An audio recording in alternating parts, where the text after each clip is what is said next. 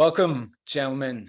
This is welcome to this extra call that I wanted to set up, that we wanted to set up. I initially invited the people of my private group and then last minute announced it also on my bigger Facebook group. Welcome. There are people from both groups here. Today is an extra call with Adam Riley, and Adam was introduced to me by James, and yeah, we instantly had a great connection talking about life and women and work. And today we gather around the work that Adam is doing, and the intention of today is to give him a space where he can present his work, and it's work around anxiety reduction, anxiety relief, and a protocol that he has developed over the years to help people diminish, reduce, and completely destroy anxiety. I am very interested in that, less from a personal perspective, because it's not something I experience as a big issue, but I certainly in my work have come across a lot of people with whom this kind of work would have been beneficial. And I've been looking for a long time to refer people that contact me to someone who could have skills and knowledge and protocols around this issue. And so that's why I set up the call. And I want to learn. And yeah, my intention here is that I learned the work from Adam, and I want to give you guys also an extra resource, which is Adam and his skills, you know. And Picasso said that the purpose of life, the meaning of life, is to find your gift, and the purpose of life is to give it away, you know. And it's in that frame that we gather here around what Adam has to offer. What else did I want to say? Oh, this call is going to be around 90 minutes. There will be a presentation. Then there will be a little exercise. And at the end, we have questions. Questions that you, if you have them, you can ask. So we'll try to keep them until the end of the call. Adam will guide it all. And if we are to go over the 90 minutes, I will announce it. It will be in the part of questions, but we're going to try to observe the 90 minutes because people are busy. So welcome, everyone, and welcome especially to Adam to be here and bring his gift to us. All right. Thank you so much, Hans, for the introduction. Thank you for the opportunity to be here and speak with your group. And thank you guys for coming and turning up, even though you don't know me, and coming to hear what I have to say. Anxiety has been a major part of my life from, well, firstly, this situation is public speaking, which gives me a little bit of anxiety. So the very beginning of it, I will work through that. And once I get going, I'll be on fire. Don't worry. This journey of mine through my life, from being a teenager, couldn't connect with anybody, was totally in myself, just totally locked down by anxiety. I had this my whole life, and this protocol that I'm about to share with you today has completely changed my life. It really has completely changed my life. Doesn't mean that I never get any anxiety, but it means that I know what to do when I have anxiety, and I'm able to reduce it very quickly. And it has, over time, reduced my general anxiety levels to a point where I can say that it's not something that negatively affects my life anymore.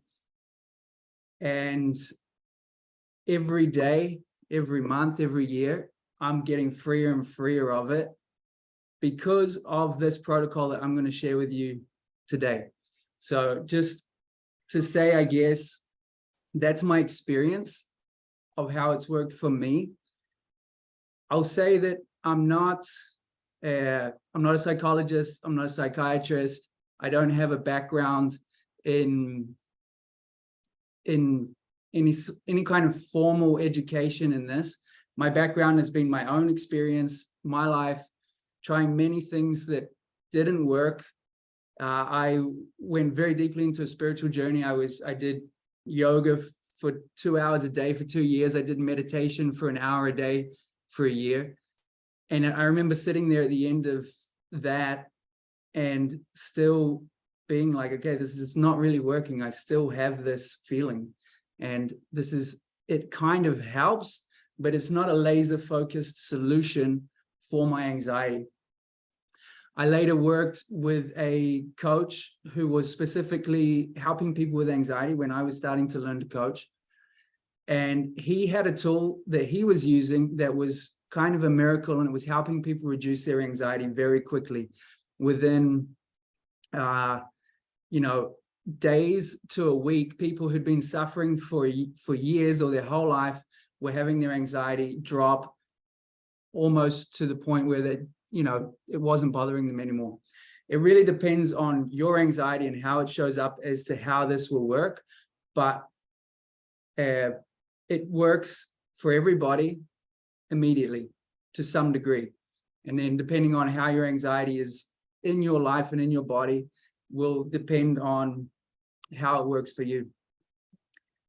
Through work, I just giving a little history of myself so you know kind of where I'm coming from. Through the process of learning with this coach who's called Daniel Packard, I realized that I had anxiety because I didn't know the feeling that I had was anxiety. And it was through learning with him, he's focusing on anxiety, I started to use these tools on myself, and I started to condense them down and find the kind of essence of them and the most laser focused thing within what he was doing that was having the effect on the anxiety. And I took those things and I created a protocol from it. When we went our own ways and I started to coach people individually, through working with them, I started to create this protocol. I call it the anxiety relief protocol. It's 3 simple steps you can do anywhere, anytime that will reduce your anxiety immediately. It does 2 things. One is when you have anxiety in the moment, it reduces the anxiety. It will bring it down. So basically, one of the issues with anxiety is you kind of lose control. You lose control of your system. You're in a fear response and you don't have control anymore. So what this will do is help bring you back into control. It will just bring the out of control experience back into control. So you're in the driver's seat. That's one thing it does. The other thing it does is it cleans the system over time so that eventually the same thing that triggered anxiety will stop triggering it, or it will trigger it less and less and less and less over time. For example, public speaking, right? I got a little anxiety when I started this call, but 2 years ago or 3 years ago, I would have been completely frozen, right? So over time, and I know myself, seeing the progress that I've done approaching girls, making YouTube videos, doing these kinds of things, that over time, I know that in 1 year or so, like I don't think I will feel that anxiety public speaking anymore, because I'm doing this more and more, and the work is happening, and I will eventually really not feel this anxiety. So this is how much I believe in it. I've seen it work for people very quickly. And basically, this is my mission, to share this with the world, because this is powerful. It's not anywhere. It's not a breathing exercise. It's not, I think James said yesterday, a meditation. It's not CBT. It's none of the things that you will see online. And I believe it is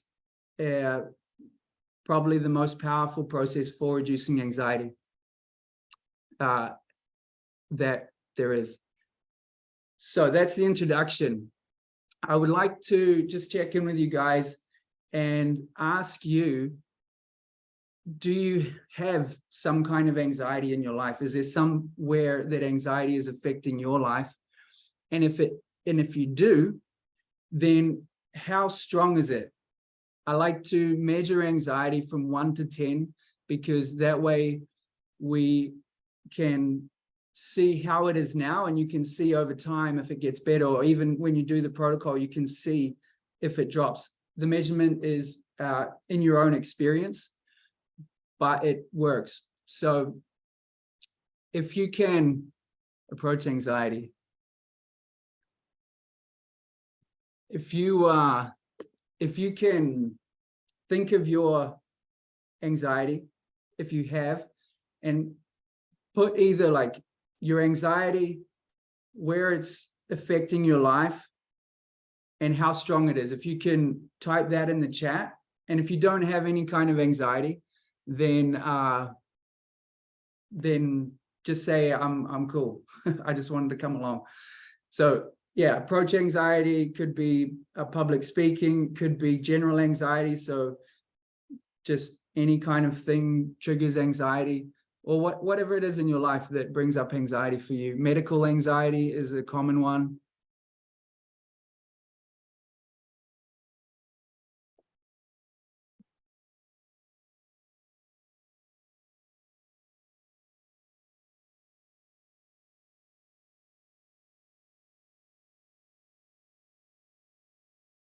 You guys see the chat there, right? There we go. Public speaking, 5 out of 10. That's David. Okay. Thank you.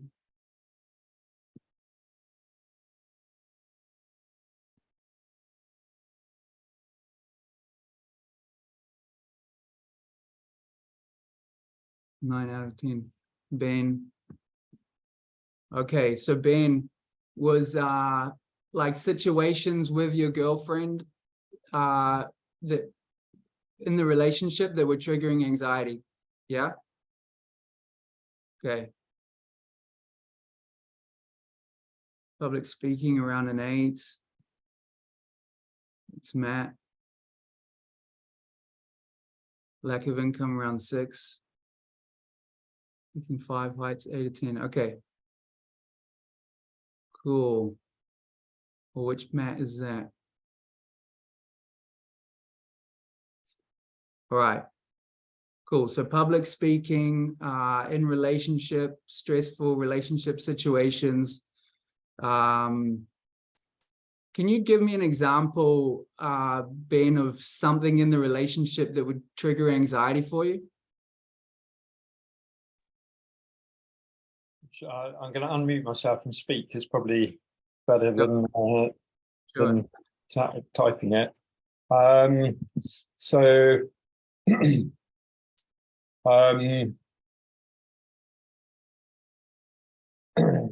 so going out with my girlfriend and being in a situation where there's other women around who were who my girlfriend knew that I had intimate relations with. And between these, there would be a kind of like an atmosphere. And so I think I don't know whether I was creating it or not, but every now and again it would just reach this kind of peak, this kind of climax. And it was kind of, slightly surreal, I suppose. It's but yeah, and I was completely unable to defuse it. Okay. I just get paralyzed with inaction. Yeah. So quite intense situations.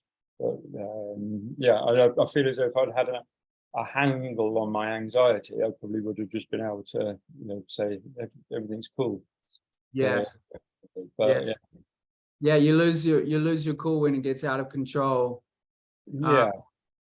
Okay, thanks for sharing. I won't dive too deep into it right now, but we can maybe dive more into it at the end. Okay. And have a deeper look at what's underneath that specific situation.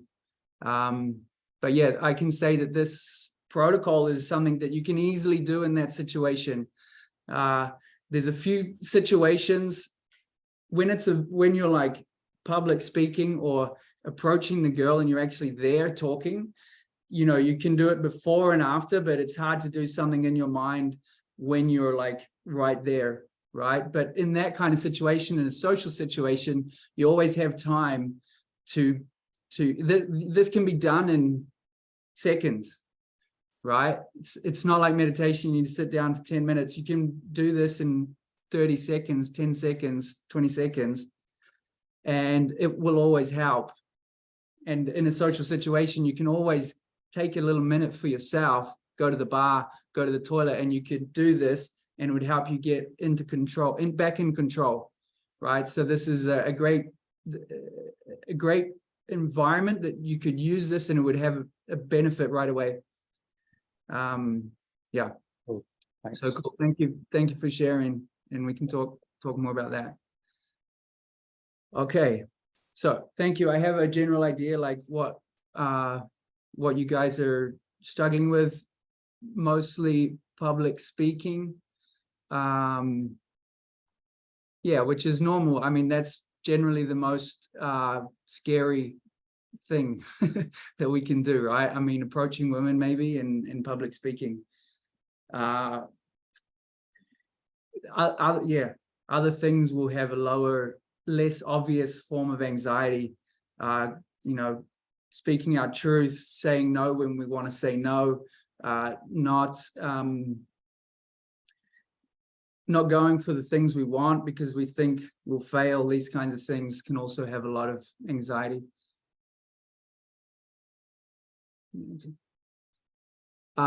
Okay.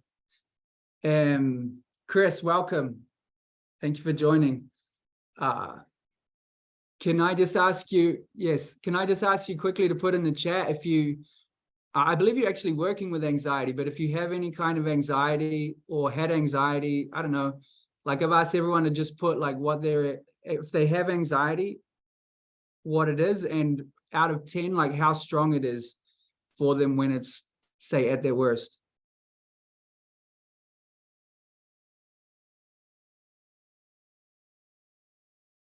Okay, so I'm gonna continue on.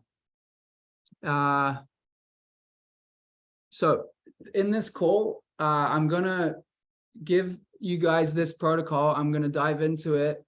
I'm gonna go through some supporting concepts that will help you understand why it works so well, because basically it's so simple. If I just tell people it won't even kind of register.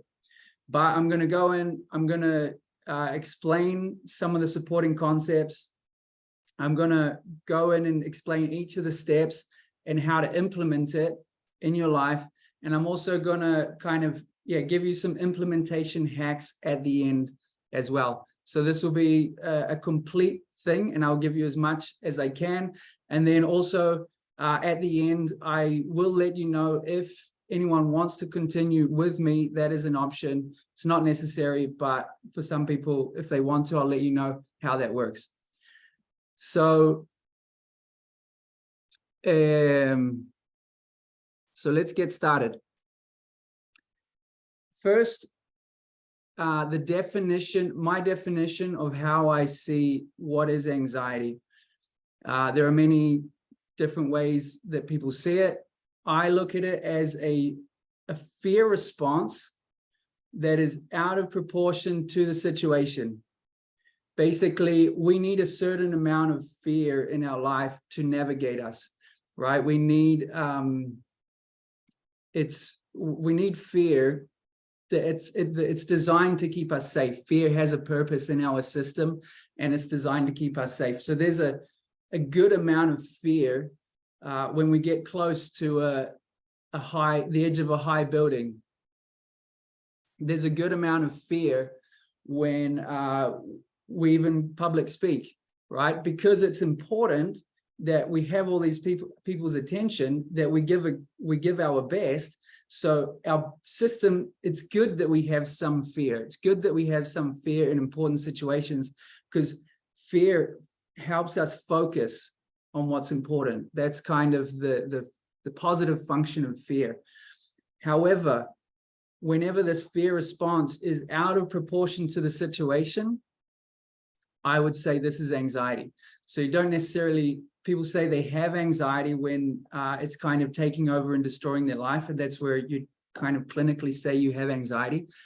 But I would say anxiety is whenever the fear response is not calibrated to the situation. And this protocol helps with that every time. The next thing that I want to say briefly is, you guys probably all know about this, but how this works, how this protocol works, is based on the concept of emotional needs. So we know that we have physical needs. We know we need water, sunlight, touch, food. You know we need these physical things basically, and we also have certain emotional things that we need for us to survive.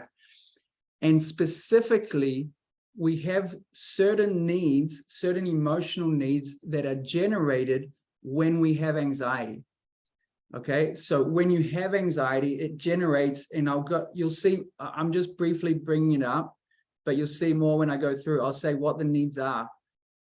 And it works like this. If a plant is dying because it needs water, and you give it water, and it's not too far gone, the plant will come back, right? It's what it needs.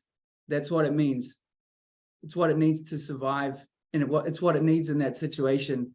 The same when you have anxiety, there's certain things that you need in that situation that if you don't get them, it's unlikely that it's going to get better, right? But as soon as you give it that, immediately it starts to get better.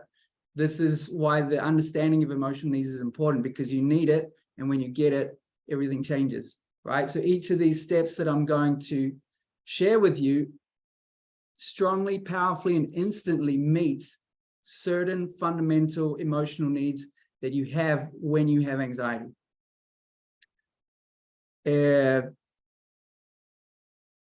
Point 3 to prepare is, I want to check that everyone kind of gets this concept.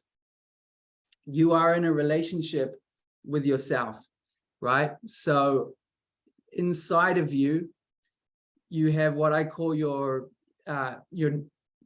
what is your nervous system or your emotional system. That's, I would consider your thoughts and emotions, a system that you, which I call the self or your awareness or consciousness, is in a kind of communication with. There are two, and you're in a communication. Does that not make sense to anybody?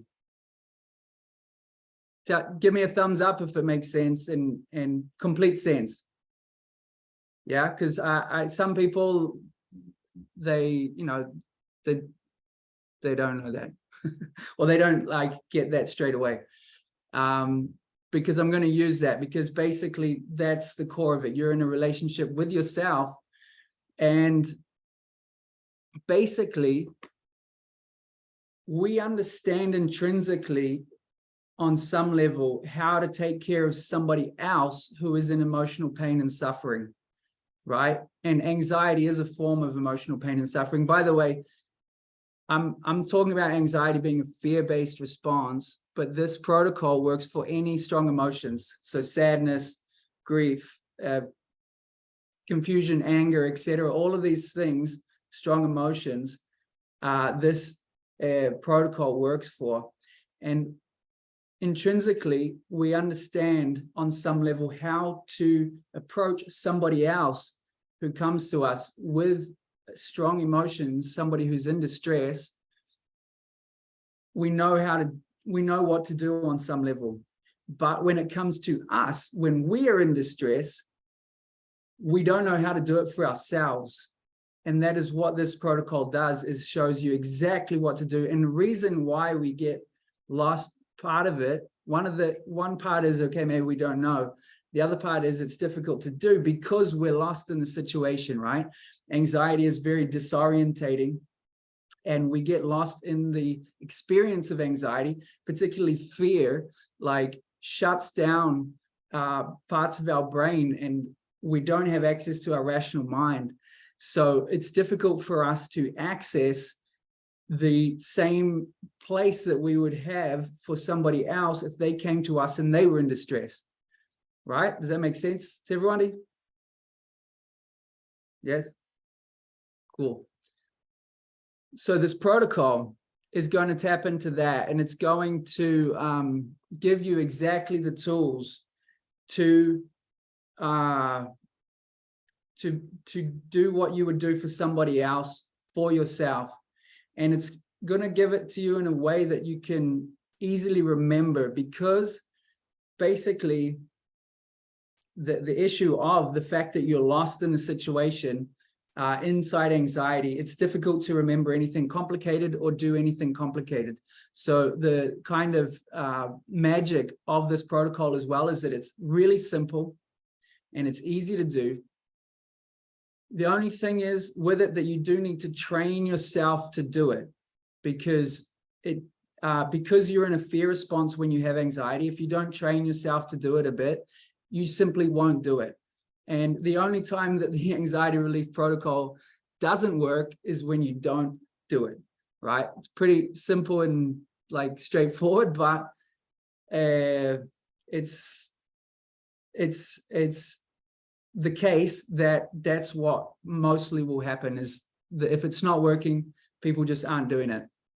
So are you saying, sorry, are Yes. you saying people aren't doing it, or they're not capable of doing it because there's so much in anxiety, and without having developed the habit, the anxiety is so big that you can't even think about doing it, or you're not prepared, or you don't make the click of doing it, or you're not conscious enough to do it? Yeah, I think you can always do these 3 steps. They're that simple. I boil the 3 steps down. Each of them is 2 words. So no matter how strong your anxiety is, you can remember 2 words, right? And when it's really strong, you don't even need all 3 steps. There'll be one that is the one you specifically need. So you can, with 2 words, you'll need to understand why that is. But it's really about training, that you are trained that when that happens, you do it. Like the example that I give is I learned to skydive, and when you jump out of a plane, you need to eventually pull your parachute, which is a very easy thing to do. Like you have your hands like this, and you put this hand down, and you put this hand over you, and you do that. That's it. It's like the 2 words, 1, 2. But when you're falling out of the sky, you don't remember. Basically, if you just put one hand down, the wind will catch this side and you'll flip. You'll start spinning like that, right? So you need to do both. And they train you for 4 hours how to do this simple thing, because they need to know that when you're there, when you are falling out of the sky at whatever crazy speed to your death, that you, and fear is completely taken over, that you're just going to remember to do this, right? So you need to train it so that when you're in that situation, you can do it. And these things, you can do them, no matter how strong the anxiety is, but you have to train it. That's the analogy. Okay, so with that, I think I've given a good foundation. I will start to share the protocol. Okay, 3 simple steps you can do anytime, anywhere. I guess I'll just say one more thing. The words are not what does it. The words are not what are the power. Okay, the words are a delivery mechanism for the intention or the flavor of attention behind them. And the first one, so for each of the steps, I give an anchor phrase. So it's the 2 words. That's the anchor phrase that brings your attention where it needs to go. And I give the intention behind it, meaning the feeling that that anchor phrase needs to bring you into. And the first one, the first intention is to be there for yourself, right? To be there for yourself. The intention is loving presence. And this could sound like not much, but I'll explain how important this is. If you're somewhere and you have somebody come to you, imagine that somebody comes to you who you love, who you care about. It's somebody very close to you. It could be a family member, a child, a friend, your partner, somebody who you deeply care about. And they come to you in emotional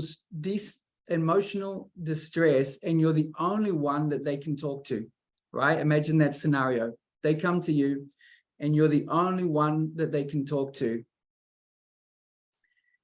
And they want to express themselves to you. Just energetically, imagine you're facing towards them and they come to you and you turn away and you give them your shoulder. When I do that, when I even say it, I can feel it, right? That's something you feel immediately, like that is fucking horrible, right? Because not only are you're ignoring, which is worse than anything, right? And this first thing, and it's understandable, it's totally understandable because we don't want to feel it. We don't, it's not a nice feeling. We don't enjoy feeling anxiety. Nobody wants to feel it. So we turn away, right? We turn away and we turn away. We ignore, we avoid, we do anything else. We could take medication or whatever, but we do anything other than like turning towards it. So this first step is really, it just means turn towards yourself. When you have anxiety, turn inwards instead of outwards.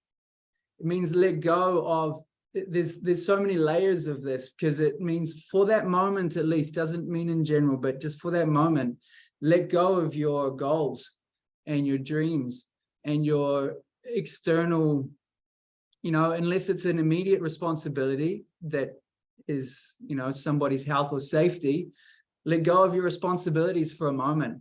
Let go of the external things that you think are important and turn inwards to yourself. This is how is the moon landing? Like a small step for man, a giant step for mankind, or something like that. Like it's a huge fucking difference. And I want to share another analogy. I watched Guardians of the Galaxy on the weekend, and there was this moment at the end where Rocket, the little raccoon, they're on this ship. These guys came to rescue their friends. They got their friends and they can leave. They're like, okay, let's go. We got everybody. But there's still the bad guy inside, right? And Rocket turns around and he's like, I ain't running no more, right? And he walks straight into the danger. The point is, like, this takes courage. It takes courage to feel. It takes courage to do this step while it's I can say it in a few words, which is I'm here. That's the anchor words. I'm here. It's a turning towards, but it takes courage to do. And you need to have this courage and you need to do this step. This step is the first step because it sets the stage. It puts you in the place where you can do the next two steps. Okay? So first step is I'm here, is the anchor phrase. And the intention is loving presence.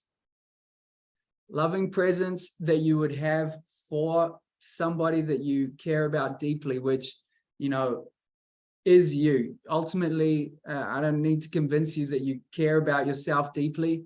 You do. And this is, each of these steps is, it's ultimately also a flavor of self-love, right? A huge demonstration immediately of self-love. Your emotional system is in pain and you are showing up. That's what this first step is you showing up for that. Okay, so that's step one. I'm here, loving presence. Step two, and again, these I put these in this order, but they don't always have to be in this order, and you don't always have to do all of them. There's different ways of working with them, and I'll often use one or the other. And the interesting thing about them is that you can feel them immediately when you do them. It's not an idea. It's something that when you do it properly with the full intention, you immediately feel inside. So you can already feel a shift inside of you, and you'll know which one you need by testing them out. And then you just repeat that one. You know, when you really need that one, you repeat it, and you don't have to. It's not like 1, 2, 3, 1, 2, 3 or anything like that. So step two, and I believe, at least for me, and I think like this is like the treasure that I found that almost nobody else saw. I found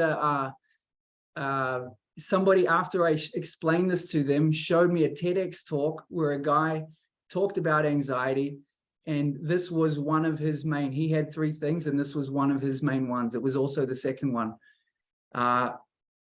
But I found it on my own, and this is like the treasure, the secret key to reducing anxiety that is insane, and it works incredibly powerfully. And again, it's the same thing that heals the most in external relationships, right? Everything that I'm saying is the same for an external relationship and the same for this internal relationship that you have inside. And that is to listen. Okay? You have all these thoughts and ideas and emotions and that. What that is a communication from your nervous system to you. So this is these 2 parts that I talk about.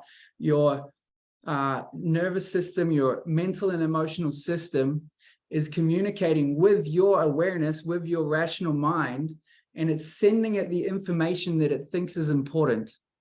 Okay? It doesn't necessarily know what's important, but it's stored all this stuff that it believes is important, and it's sending it to you. And your job is to listen. That's how you receive the information, and that's how the process works, simply. So another way I'll say this is that the natural resolution of a feeling is to be felt. When you feel a feeling, that will release that energy from your system. If you don't feel it, it will stay, right? The natural resolution of a feeling is to be felt. That makes sense to most people. This one also makes sense. The natural resolution of a thought is to be heard. Okay? The natural resolution of a thought is to be heard. When you hear a thought, when you listen internally, obviously, you're not using your ears, but you're with your awareness, you're able to listen. I do this because you're listening like this, right? You absorb that energy. You absorb the energy of the thought, and it's gone from in there. These thoughts and emotions are banging around inside, connecting to connecting to each other. This is another one of the principles of this, is that, you know, anxiety is not one thought. It's not one emotion. It's many interconnected thoughts and emotions that it set each other off faster than we even know. And we don't know how to stop it from happening. Well, when you listen to the thoughts, what you're doing is you're absorbing the energy and you're taking them out of that pattern. Does that make sense to everybody? Yeah. When you say listen, is that the intention to, or is that phrase to? So I'm listening is the phrase. I'm listening is the phrase. And the intention, good question. The intention is, I want to know. I want to know. True curiosity, right? Again, this is the opposite of avoiding.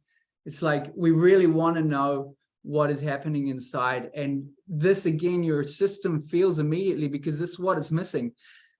When I talked about emotional needs, basic emotional needs, when this person comes to you, right? They don't need you to solve their problems. The perfect example of this is for those who have heard of it, is the Men Are From Mars, Women Are From Venus book, right? Where the core message of that I read like half of it, was that, you know, the woman comes home from work and she's all emotionally charged, and she's, you know, talking about her day and all the problems, and the guy starts trying to solve the problems, right? Which just infuriates her, because it's not what she needs. It's not what she needs. What she needs is to express herself and for him to hear, and that removes the energy from her, that absorbs the energy from her, and she feels better, right? She didn't need anything except to be heard. Well, this is the male and feminine within us, the feminine being the emotional system, and the masculine being the awareness. The feminine just needs to express itself and know that you heard, right? That relieves, that is a huge relief. That creates immediate relief. And it's powerful. This for me was the biggest revelation. This and the next one. So the intention is, I want to know. I want to know, and really want to know, really listen. Like, you want to love yourself. The answer is self-love. We know that. You want to know how? Like, this is how. This is how to love somebody, and to show that you really care about them, is to deeply listen to them, like you want to know, like you're truly curious, right? That will make somebody feel loved and appreciated very deeply, very quickly. So that is step 2. And the anchoring word is, I'm listening. Again, the words are to anchor the intention, which is deep listening. Deep listening. I want to know.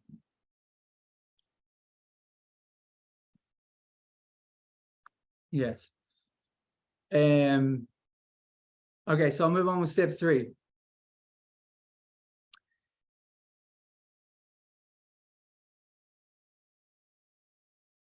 As you're reading that, I could tell you, I didn't think of it, but I do still have, after all these years, some anxiety when I'm taking off on a plane, and I tell myself always, be here, like, just feel it. And is instinctively, I know that helps me. But these phrases, I can see how, ritualizing that with the protocol is going to be very helpful. I'm very excited to apply it there as well. Great. Yes, and you've got plenty of time to do it. And unless we crash. Yeah, then you need to do it faster.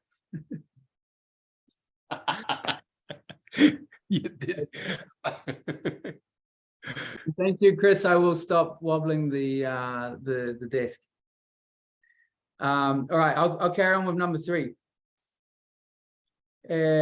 Number 3 for me is a very beautiful step, and it does 2 things. It does 2 things. Well, firstly, so much of anxiety is caused by self-judgment, and it could be some form of self-judgment, and also like fear of rejection, these kinds of things, worrying about other kind of other people judging you, but self-judgment, and often even judgment of the anxiety itself, right? This is something that, I don't know, even maybe taking off in a plane, you could be like, why am I feeling like this? It shouldn't feel like this. Like, you know, and you start to have these feelings and ideas that the feeling is wrong.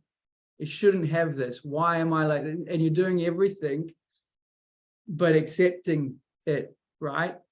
Which makes it worse, because any time that you don't accept yourself fully as you are, you actually trigger the fear response, right? Because you're telling yourself on some level that there's something wrong with you. Anytime you say, I should be like that, I try to never use the word should. 99% of the time, never use it. Like, because it has the connotation that there's something wrong with what is, right? I can say I would prefer things to be that way, but it doesn't mean that it should be that way. Because as soon as I say that, especially about myself, it means that there's something wrong with me. And anytime there's something internally very deep, that anytime you tell yourself in any way superficially that looks like something else, that means underneath that there's something wrong with you, it will trigger a response of fear. And I won't go too deep into why that is, but basically it creates a cycle, because the anxiety causes you to judge yourself, which causes more anxiety, which causes you to judge yourself, and this can get out of control. Or the people that have anxiety and they get afraid of the anxiety, and then that gets into a kind of short circuit where it really gets out of control. So this immediately antidotes all of that. This immediately antidotes all of that. Plus, it's just a beautiful, caring thing to do, right? And it's to tell yourself with the intention of acceptance, and to comfort yourself, just to tell yourself that it's okay. It's okay. When you tell yourself that it's okay with this full intention, it immediately just interrupts all of these self-judgment patterns. And you feel it. Like, this is one of the ones, the last two are the ones I feel the most, and it depends on the situation. Like, say I'm in an airplane and I'm feeling this feeling, I would say to myself, it's okay to feel this feeling. You know, it's okay to have this emotion. And I can immediately like antidote anything inside of me that's telling me that it's not okay, which will make it worse or just perpetuate it, right? So I immediately antidote whatever it is that's inside. I don't need to know what the pattern is. I don't need to know what the thought is that's causing an internal self-judgment. I am immediately antidoting whatever it is by saying it's okay. And the extension of this one, and all of these, by the way, I'm giving like the very core of each one to be able to go through it on time. But each one of these I can take to deeper levels, to go deeper with it. And it can also be, you know, crafted to the situation. Like, you're on a plane and you can craft it to that situation or whatever the specific emotion is. So you can go deeper with these, but you don't need to. They will work as they are. But this one I like to go deeper with, in the sense of just saying it's okay to feel what you're feeling, and it's okay to think whatever you're thinking, okay? Because these are the two main things that you judge that will create patterns inside of you that will take anxiety out of control. When you're having a certain thought pattern and you start to judge the fact that you have that thought pattern, like, this is immediately creates a loop. When you have a certain emotion and you start to judge that emotion, this creates a loop inside that's you know, creates anxiety. These are very anxiety creating things. So yes, the third step is it's okay. With full acceptance again, the same you would for somebody that you care about, somebody that you love, a child, a parent, a partner, the same energy that you would for them if they were in deep emotional pain and distress, and they came to you, the only person that they can come to, because your nervous system cannot go to anybody else. Okay, they don't have another option of who to talk to. They can only talk to you. So you're the only one that they can talk to. They come to you, the only one, and this full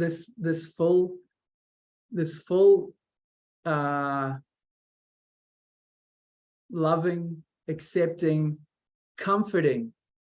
It's okay also comforts, right? It's okay. It's kind of like with the energy of it's going to be okay, even if you don't know that it's going to be okay, but you're just telling, somehow that's comforting. We do this instinctually with children and with anybody. It's okay. It's okay. It's okay to feel what you're feeling. It's okay to think what you're thinking. Is comforting and accepting, and it is very powerful for certain emotional patterns. And again, each one of these steps will work for you differently depending what your anxiety is about. And you can, because I still get triggered by things, and I still have anxiety in certain situations, and depending what it is, I'll like go through them, and I will find the one that is the most beneficial for me in that moment in time and use it. Would you see this being applied also in the moments where I'm, for example, very reactive or judgmental, which often you could say is an anger response, you know? Yes. Good question. Good question. And that's something else that will be is nice to clarify with the anxiety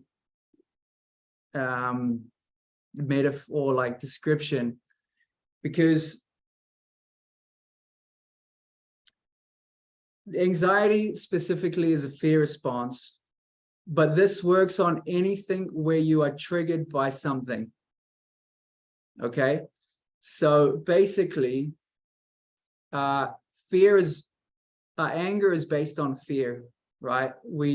It's a retaliation because we feel like there's some kind of attack, which is fear-based.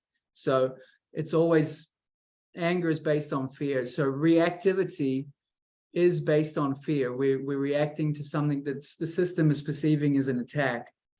So this works very well on anger too, even though depending on the anger, I would do other things with anger as well. But anxiety, for me, what I believe and what I've seen and what I believe to be totally true is that anxiety is always based on trauma. Okay, why is it out of proportion to the situation? Because inside of you, you've stored it.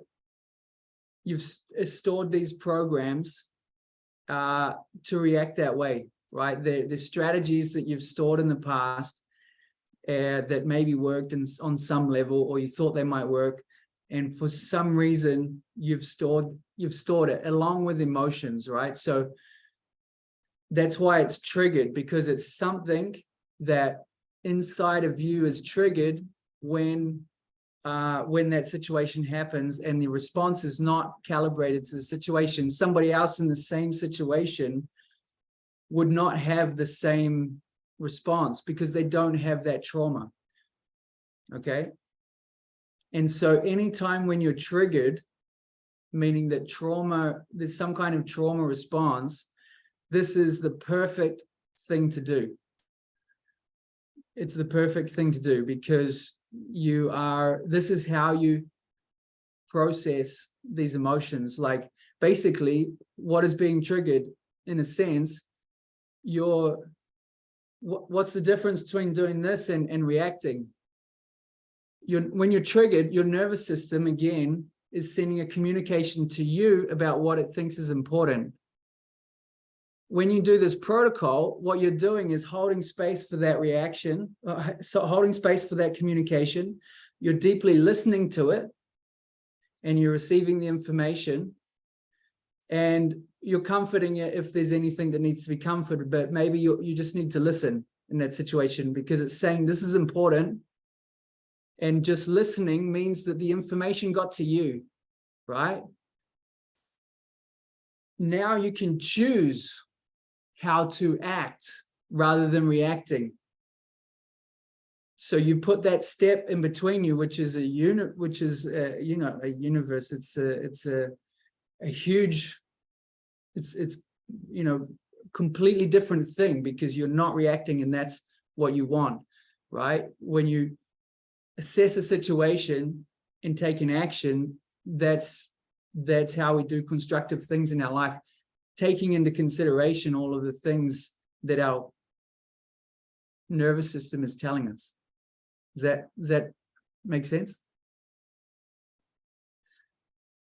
I feel like there is time to take just a few questions. If anybody would like to, I can do like 5 minutes so on questions, if anybody would like to ask anything. Yeah, I've got a question. Sure. Okay, thanks. So the step 2, listening, I'm listening, and I want to know. So that means then that you just listen to the voice. So your thoughts, the thoughts are spoken words, and you just take the time to listen to everything that they're saying. Is that what you're saying? Yes, you do that exactly. So yeah, the thoughts have content, right? And you're able to perceive that content somehow inside of you, which we can call listening, right? We're not exactly using our ears, but if the concept that's being communicated comes from a person outside, we hear it with our ears, so we say we listen. Well, it's the same kind of thing. The concept is we inside of us, we have thoughts. So this is mostly the listening one, I would say, affects mostly the thoughts, and the I'm okay will affect both, but the comforting part would affect specifically the emotions, right? But I'll say something else, like there's something magical about listening. When you listen, I give an analogy which Tim Boxer, the one who also talked about listening, gives this analogy, not in this way, but your awareness is the captain of a ship, and you have a crew inside of that ship with all kinds of different ideas about the different jobs and different ideas about how the ship should be run. Your job is to listen to all of these opinions and make a decision, right? On the best course of action. That's the captain's job. But that's not exactly what I wanted to say. Imagine you're in the crew mess of the ship, and you have all of your crew in there, and they're running amok. You know, they're getting in fights and talking, and you're not there, right? You are not in charge of this crew, and they're all over the place. When you step in to that room and you assert your authority, and basically that's listening. When you step in and listen, the room goes quiet, right? There's something about showing up with your, like, the power of you just stepping in and listening that will cut down the chatter immensely, sometimes to the point where there's nothing even to listen to. There's no actual thoughts. There doesn't need to be a thought, but you can still listen and it will still help. There's something about this power of going inside and listening that is healing. And I think even if you don't have, that's the other thing, you don't have to understand what you're hearing. You don't have to figure anything out. You don't have to, there's nothing you have to do, but listen and hear, right? And this is a healing thing that happens inside. You'll feel it when you do it. Even if there's no thoughts. And if there are thoughts, they'll be much more concise generally, right? So it's a great way to cut down the chatter inside, is to listen. That, yeah, could it potentially help to write them down as well? this is something else. This is something else. This is, this process is, yes, it does help to write things down, but that's not what this process is about, right? This process, I call it actually first aid for anxiety. Okay, it's the very first thing that you do when you have anxiety, any kind of anxiety, to bring it down and bring it under control.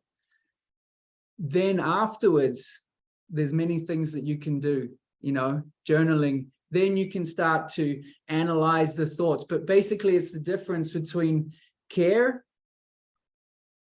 love and care, and logic. As soon as you're writing things down, you're going into the contents of the thoughts. This does not even enter into the contents of the thoughts. Okay, this protocol is pre that. It's just, you're in pain and I'm here for you. You're in pain. You want to express yourself. I want to know. And whatever you're feeling right now, it's totally okay to feel that. Whatever you're feeling, it's okay. And whatever you're thinking, it's okay. It's okay to be you right now, right? Whatever is happening in you right now, that's okay. That's just first aid for emotional pain. Go, Hans. Yeah, I see mindfulness, and I see honoring the feeling, and it's very much what I see now. I'm speaking this to integrate it for myself. It's very much say a political system like the chief of the Native Americans, who is elected by the people underneath, and who is their chief for as long as they feel heard and seen, and they feel like he represents them. It's not you got the power now, you decide for them, you know, and the chief is really the one who has everyone in his heart, you know, and who cares for everyone.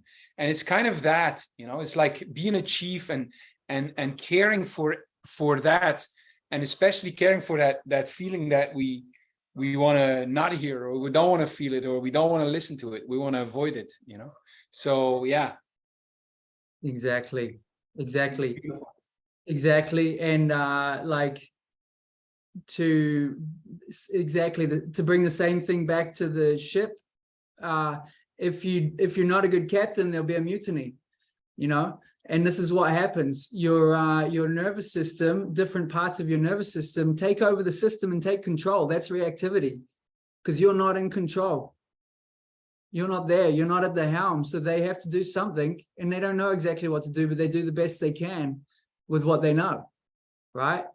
That's a whole another conversation. I won't continue with questions for now, because I want to do, but we can come back, and I'm happy to stay as long as anyone wants to ask questions at the very end. But I want to finish on time for those who, if anyone needs to leave, an hour and a half. So I want to do an exercise with you guys where we implement this right now. And the exercise will be, you'll not right now, but you'll close your eyes.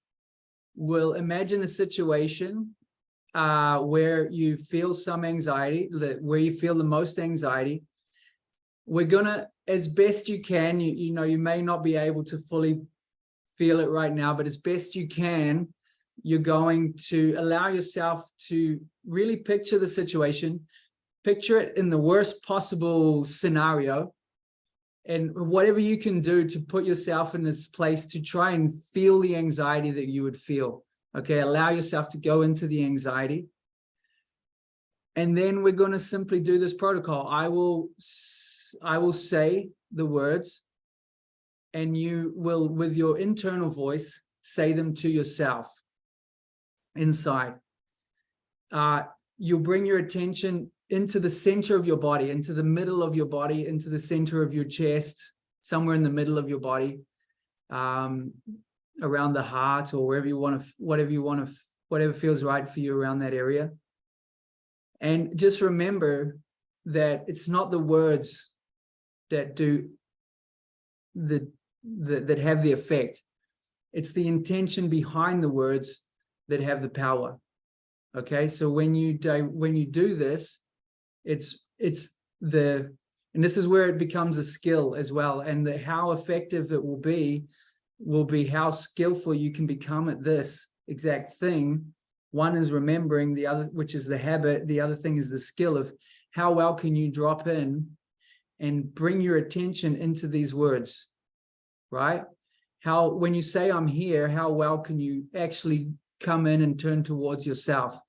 When you say I'm listening, what is the quality of your listening, right? That's a skill. Listening is a skill.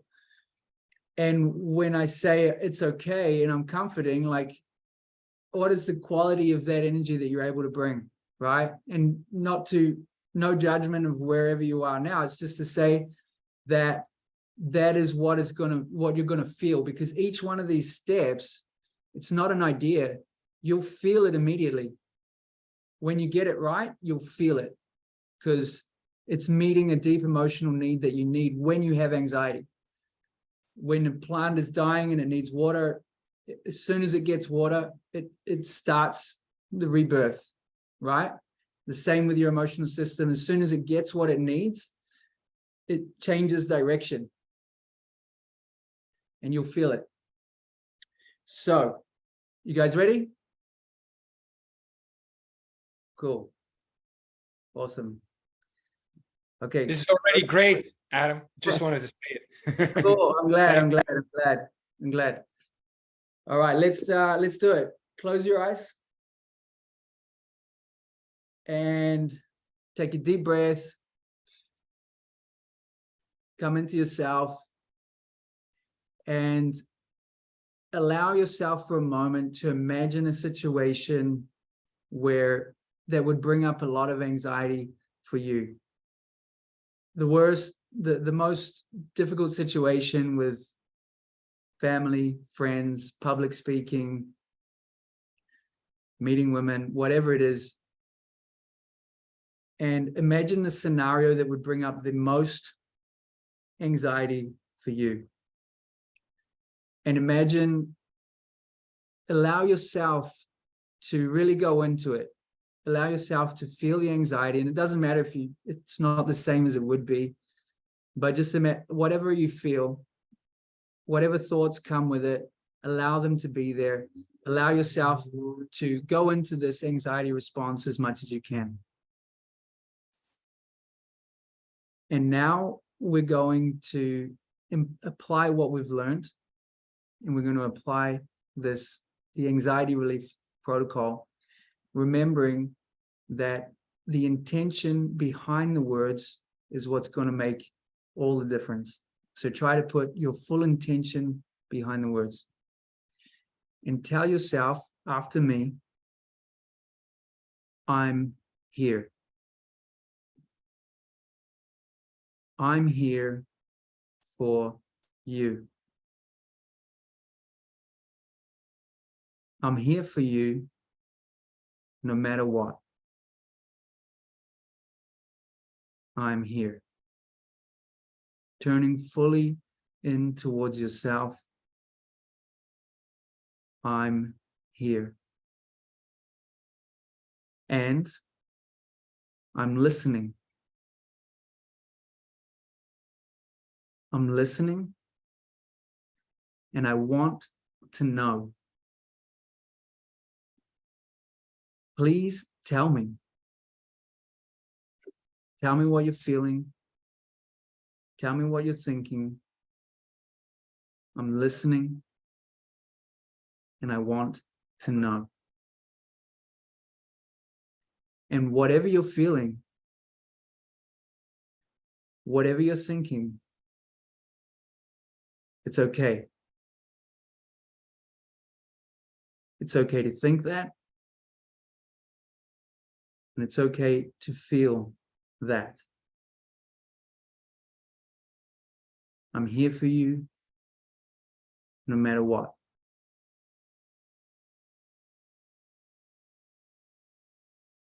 And see, how does that feel inside? Could you feel one more than the other? Or just how was it for you? Was there a shift? Okay. Come back.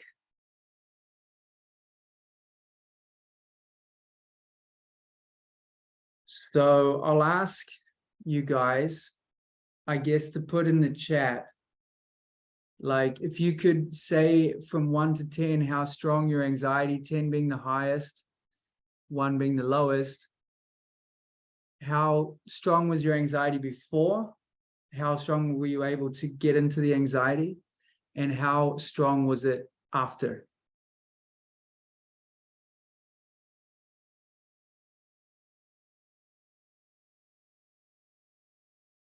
So 5 to 2, Hans.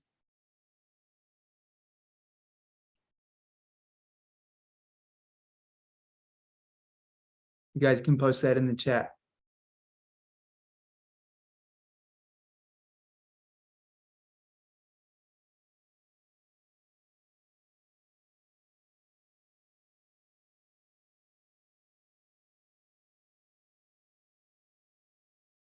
Okay, felt calmer, hard to quantify.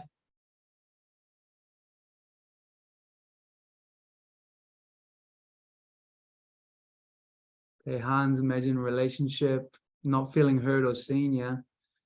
Being ignored is one of the worst feelings that we can have.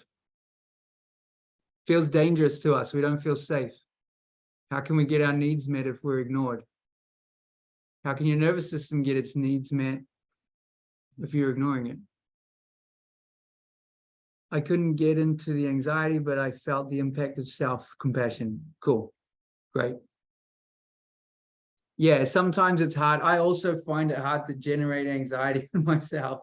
But usually you can feel a little bit. And the most important thing is that you can feel the feeling of the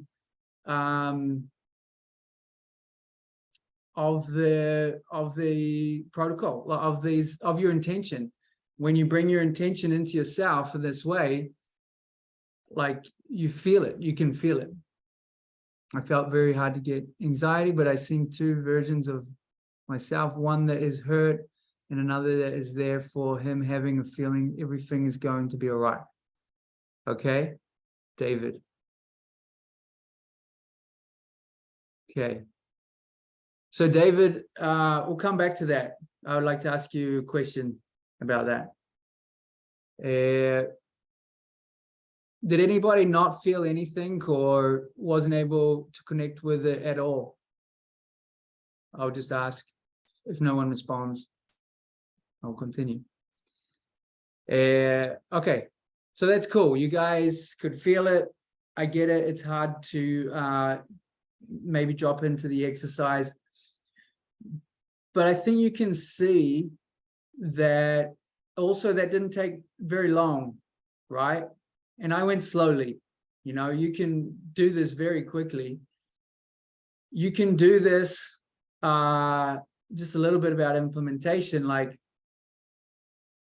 say talking, you have anxiety about a certain situation. You can start doing this at home before you go out, because even when you start to think about it, it's going to start triggering anxiety, right?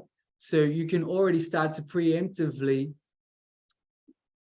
heal, because this is anxiety is based on trauma, meaning stuff that's inside of you. The less of that stuff inside of you, the less your anxiety response will be. So every time you do this, it is a cleaning of the trauma.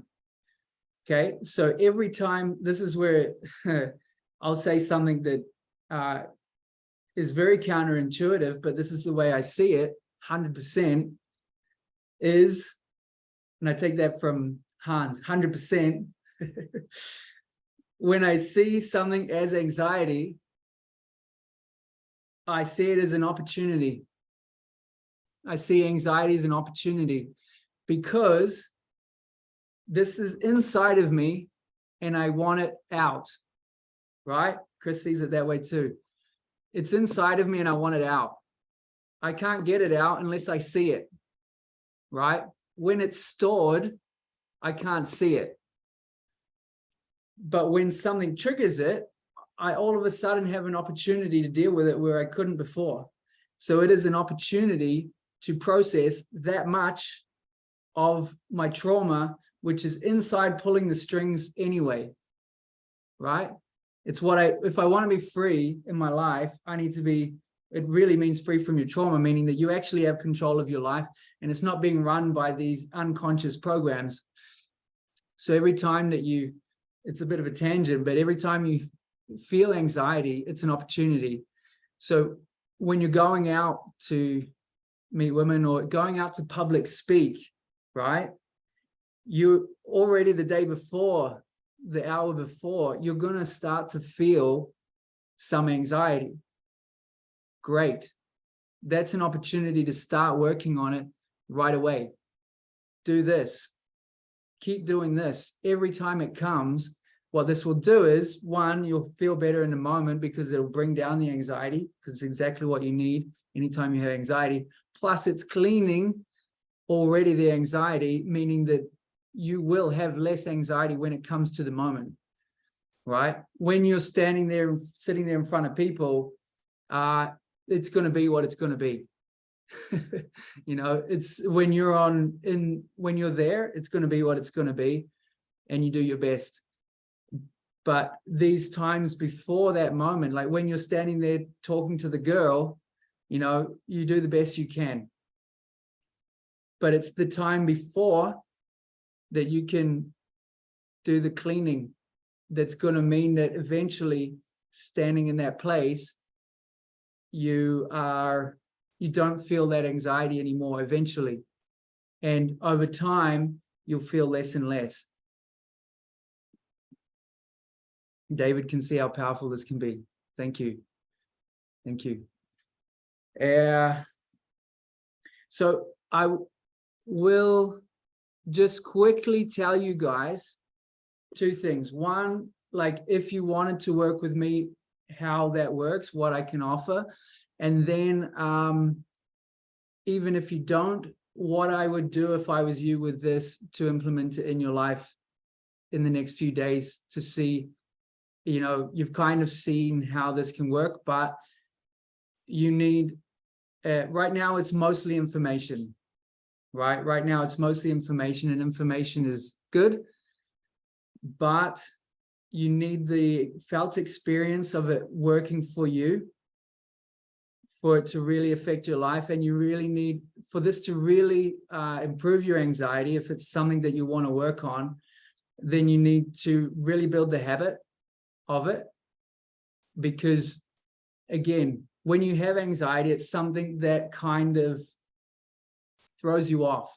Okay, sometimes we don't even realize that it's anxiety. So we need to learn how to identify when we have anxiety and train ourselves that whenever that happens, this is what we do. We need to build the habit. That takes time. I'll give an example of this. I've taught this to my mum like several times, and I love her to bits. I've taught it to her many times, but I've never, you know, she hasn't done a program with me where she learns how to integrate this into her life so that it's a habit. And she told me a story recently about she was sitting down to study because she's studying herbal medicine, and she was feeling, she's like, I had a lot of anxiety. And I said to her, like, did you do the protocol? And she's like, oh, no, I didn't think of it. Right? This is how it is. You don't think of it. You forget. and anxiety is distracting, and it's hard to remember to do this. One of the big challenge of this is to remember to do it. It's the biggest challenge, to build the habit. The second one is the skill of implementation. As I said, with each one of these steps, that there's deeper layers to it, right? And there's ways that it can be more, you can go deeper with it specifically to your emotional needs. These are kind of meeting these universal needs that we have, the presence, right? Just presence. We need that. Listening, we need that. Care, loving, acceptance, we need that. Everybody needs that.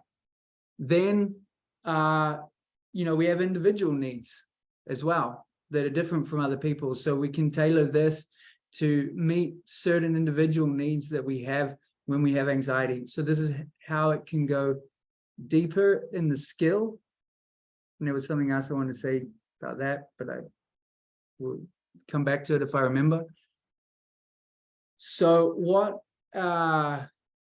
I'm offering, if anybody now or in the future recording, well, write to me and we'll see what's available then. But what I am offering at the moment, how I want to work with people is to do a 1-month program, which is coaching with me.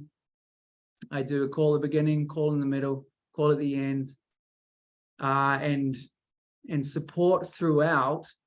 And it's basically setting you up with a structure for the month to build this habit and to build the skill, and then support you while you're doing that to make sure that you really get the results. Because it's one of those things that the better you know it, the more you'll get out of it, right? The better you can build the habit, and the better. You don't need this. What I'm saying, this will work, and you can take this away and it will work for you. But if you had some anxiety in your life that you really don't want to have, and you want to, the fastest track to being free from that, then you want to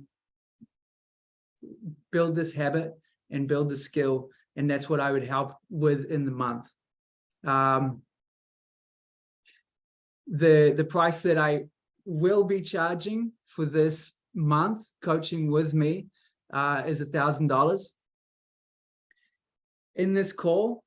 And for the first people that sign up with me, I'm going to do it for $500, so half. And for anybody who does it, I'm going to offer something, at least for now. If somebody does this with me, if somebody does coaching with me, and they fully commit to it, and by the way, it would be, aside from the calls, a minimum of 10 to 20 minutes per day, depending on what people want to do. But this protocol doesn't take long, as you've seen, so, but fully commit to it, fully show up. And if at the end of the month, the person comes to me and says, that didn't work, or I didn't really get the results that I wanted, or that wasn't a dramatic drop in my anxiety, I would give the money back. So that would be for somebody who really implemented it and they didn't get results, I would give the money back. So that's a money back guarantee. That is my offer for now. If anybody is interested, you guys can send me a DM after. We won't do it here. Just send me a DM after, and we can set that up.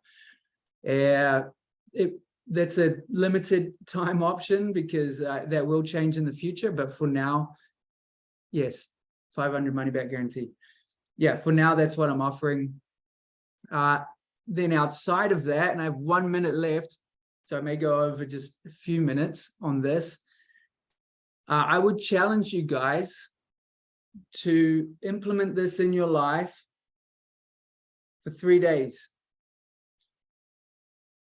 I would challenge you right now to set 3 times per day over the next 3 days to do this, even if you don't have anxiety. Why? Because you don't want to wait till you have anxiety to try and remember to do this. Okay, you don't train for jumping out of a plane in the plane. You train on the ground, right? So my challenge to you right now, and I'm going to ask who accepts, and if you accept, I want you to do it, and I want you to tell me, come back to me and tell me that you did it. My challenge to you is to implement this for 3 days, 3 times per day. I will send you a meditation. If you commit to the challenge, I will send you a meditation that I've done that will lead you through it. This is like training wheels because it helps you remember, it helps you go into it without having to think too much. And also, it's 5 minutes, so I go deeper into each of the steps. So you get this kind of view already of going deeper into the steps.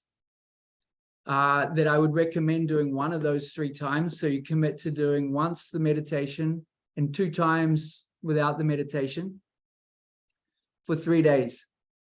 And we would measure your anxiety. And then outside of that, you just do your best to remember to do it if you feel any kind of anxiety. Okay.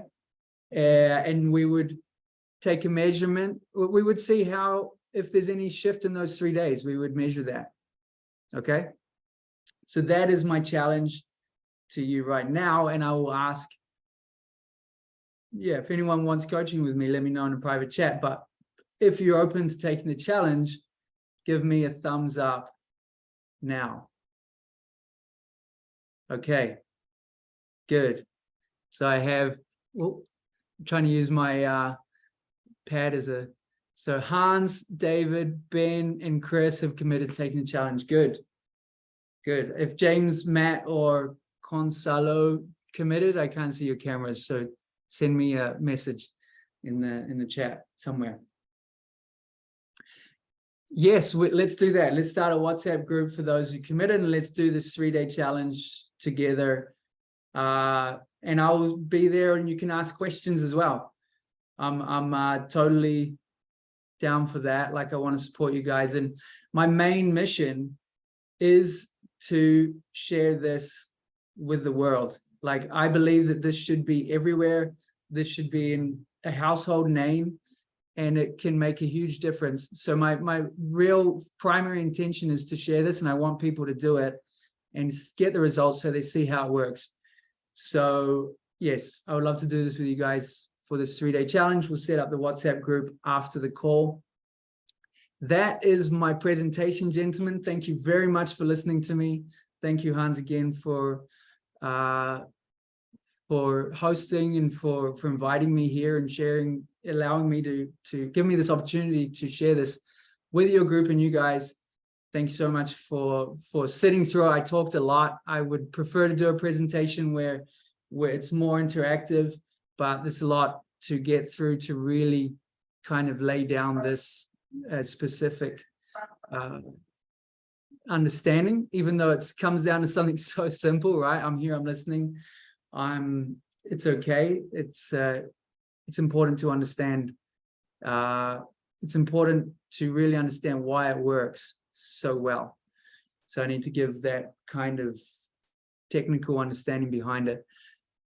I'll open up the floor for anybody who wants to stay and anybody who wants to ask questions. I'm happy to stay. And so it was, Ben, Chris, David, and Hans. That's what I saw. And yeah, I'm happy to stick around and answer questions. I'd love to. So I'll open that up for you guys. I've got to go, but thank you very much, Adam. That was really cool. I'm looking forward to the challenge. Great. Yeah. See you there, man. Thank you. Thanks for joining. Yeah, cheers, Adam. Bye. Yeah, I've really felt the impact of the exercise and the potential of this. I want to say thank you. And I wanted to ask, if I meet somebody that isn't on Facebook, like, do you have a website or anything that I can direct people to if they want to work with you or to find out more information? I have for contact, I have WhatsApp is the best. I have an Instagram that I post stuff on if people want to see a few videos and things like that. It's not, I also have a YouTube. They're not very well developed, but there's a bunch of videos of me talking and saying stuff. So that could, if they want to see something, but I would say almost the best is if you have somebody who could really benefit from this, you've seen this, maybe even wait for the 3 days. This is what I would do.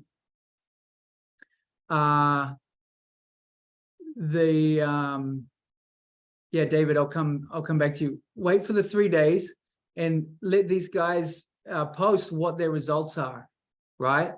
That's going to give you a real world feedback from people who have tried this. See you, Chris. Thanks for joining, brother. That will give you real world feedback from people who have tried this and the effect that it's had on them, right? Even though it's not a group necessarily of people who are struggling with a high amount of anxiety, it's still an example, right? And yeah, if you have somebody that you think can benefit, I would say a direct referral would be better, where you just say, hey, talk to this guy, and I would set up a free call with them, basically. Okay, yeah, no problem.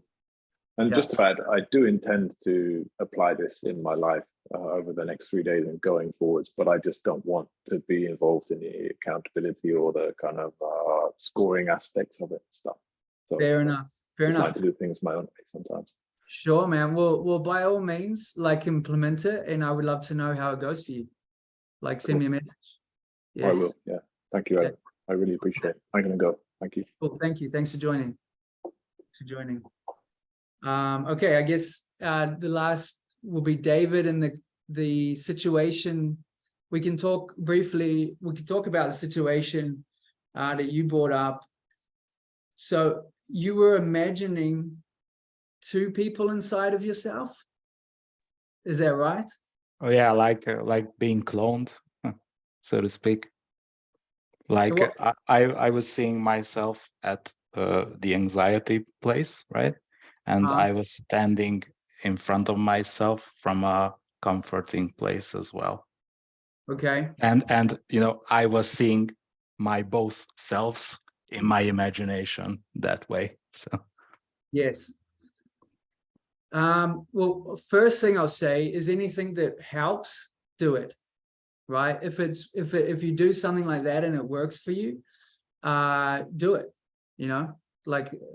I would never, there's no right or wrong answer.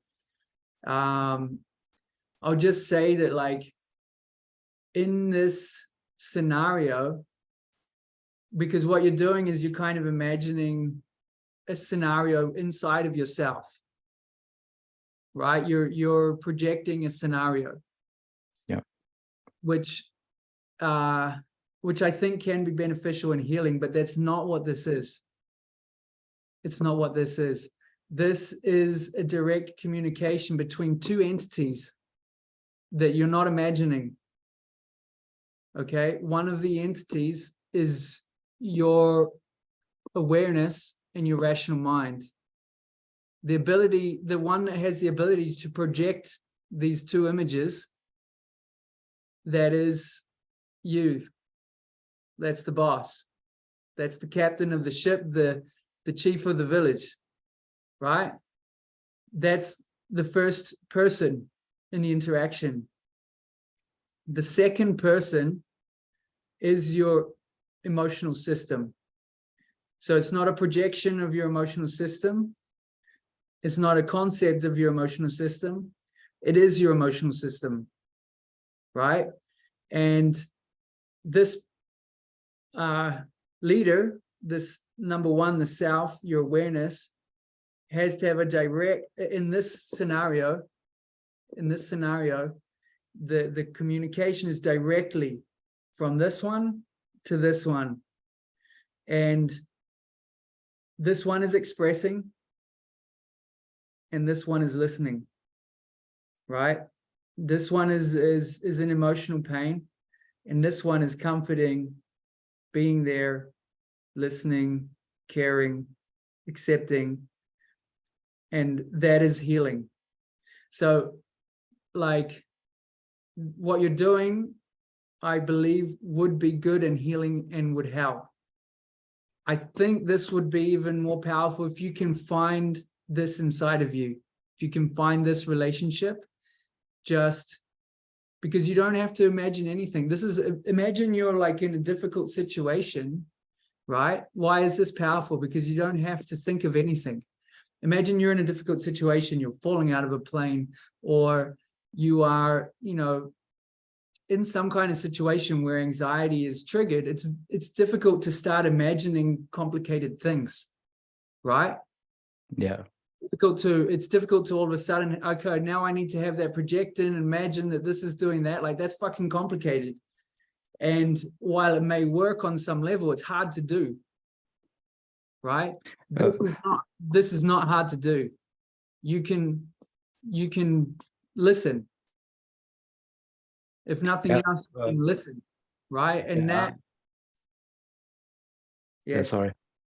So yeah, I get what you're you know, talking about. So, you know, imagining very complicated places and examining it, and you know, but this felt very natural for me. Like it was a feeling like, you know, I've put my hand on my, you know, on me, and that's that. So it wasn't you know, much mental energy.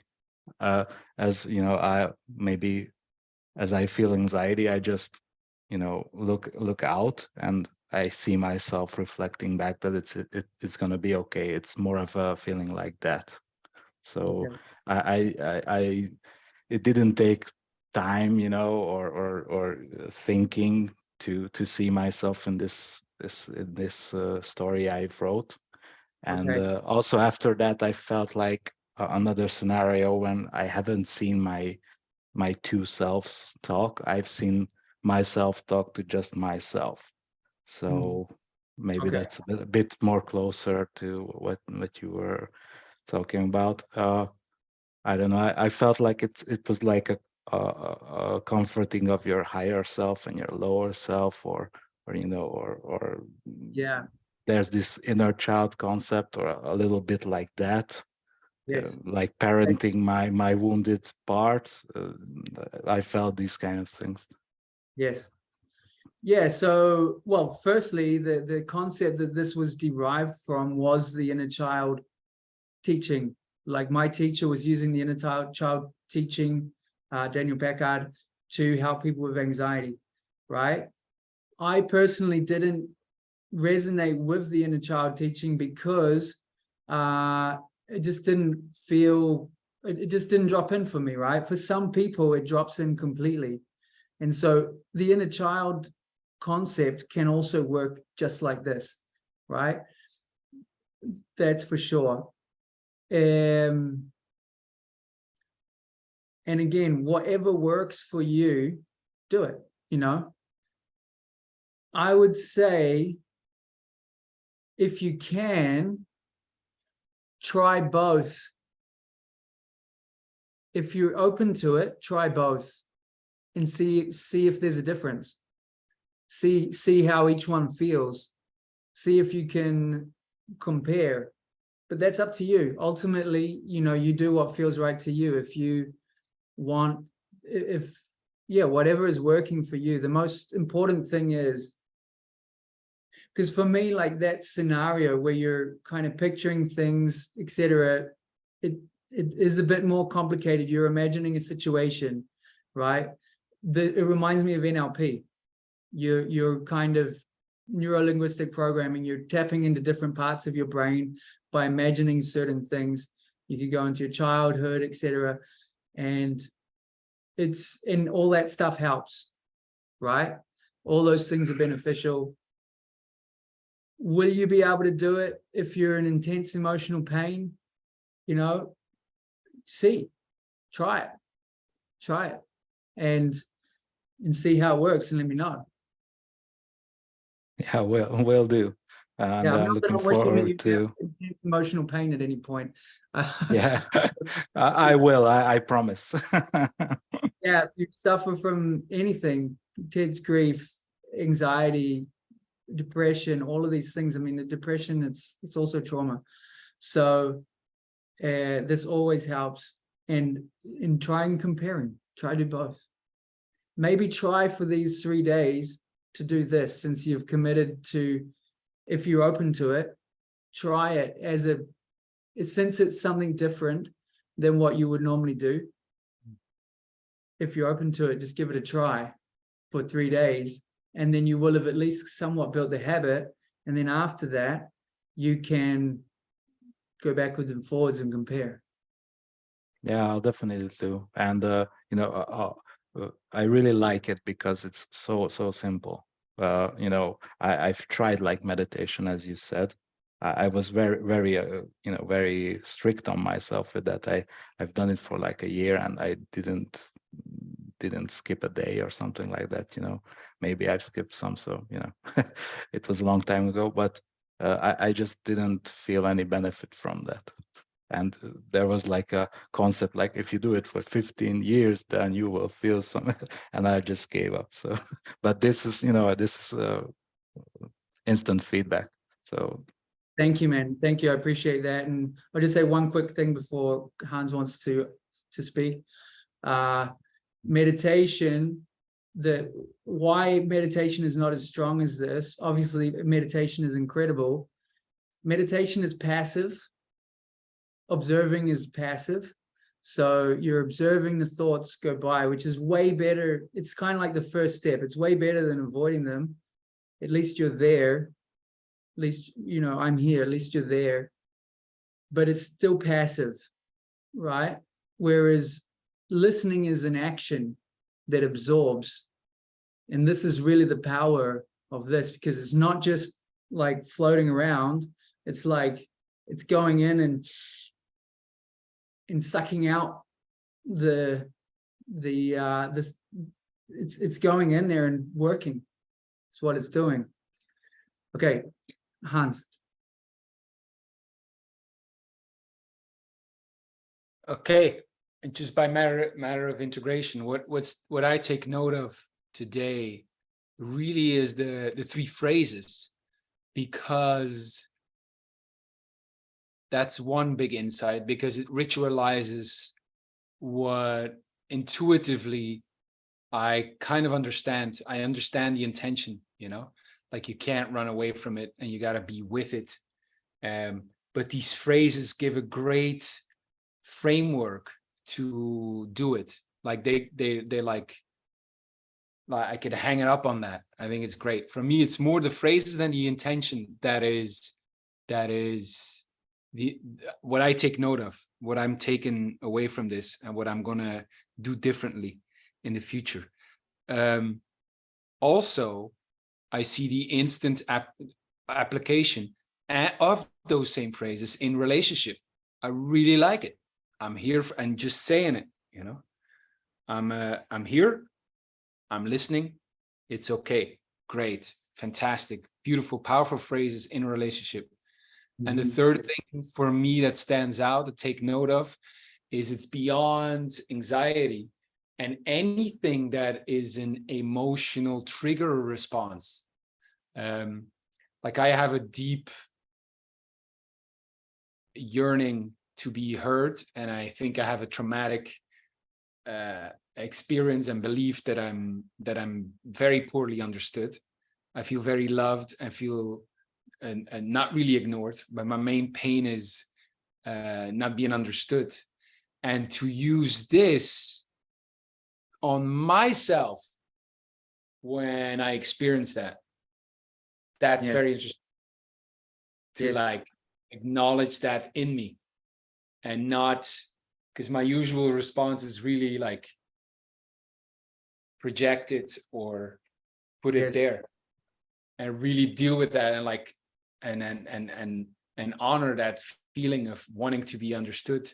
I had the same aha and deep emotional release during the event we did with Michael, honoring, you know, where I came to the point where I saw how deep that trauma and yearning was, you know. And yeah, to honor that yearning in myself with this protocol, I think is very good. That's what I take note. Yes, thank you for sharing. And that's talking about going deeper and how you can, like, tailor this to your individual needs. We could call this a need. So you know that you have the need to be heard, right? And you also have a need to feel understood. Now, we externalize our emotional needs. It's not to say that it's not good to get our emotional needs met from outside, but if external sources of meeting our emotional needs are our primary source, it's a very unstable place to get our needs met. It will never be consistent, ever. Nobody on the outside can meet our emotional needs consistently all the time. So you will always be on a roller coaster if you have that need and your main strategy is to get it outside. But when you know that you have a need to be understood, you can add that to the protocol, right? Whenever like the trauma or reactions come up around needing to be understood, you can tell yourself, I'm listening. I get it. I get it, right? I'm listening. I want to know. Tell me. I get it. I understand you. And this meets the need. It doesn't need to be met outside. It's like the major hack of our nervous system and emotional needs is that they don't have to be met externally.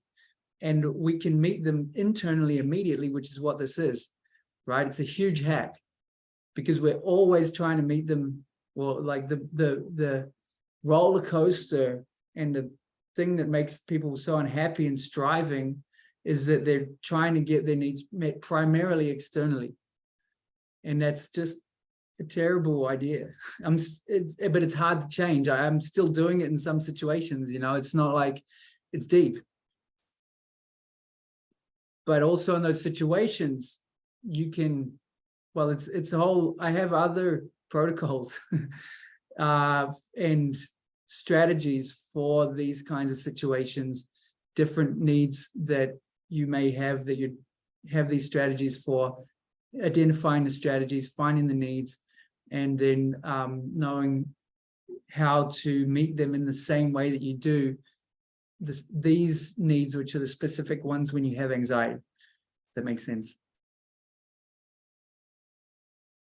Yes, thank you. Cool. Thank you, guys. Anybody want to say anything else? Hans, you want to close the... Yeah, I just want to thank everybody for being present and interacting with this, engaging, and especially thank you, Adam, for yeah, I see the journey. I can even see it on this call, the journey you've walked, and you told me stories of how we met in 2011, but that you were too afraid to talk even. And yeah, what a testament to human potential, that you face that, you overcome that, and now you're helping and teaching younger men like you, so they don't have to spend a decade figuring this out, and they could do it instead of 10 years, they could do it maybe in 10 days, or maybe 10 months, and they can feel an instant relief in 10 seconds. So yeah, man, I feel privileged to be part and to witness this, and yeah, I'm happy to give you the floor and support you in this, because I think it's very important work that you're doing, and yeah, it could help relieve a lot of suffering. So yes, very excited about the future. Awesome. Thank you, man. Thank you. All Pleasure to be here and an honor. Great. Thank you, gentlemen, and we'll see each other next time. Bye-bye. Out. Bye, guys.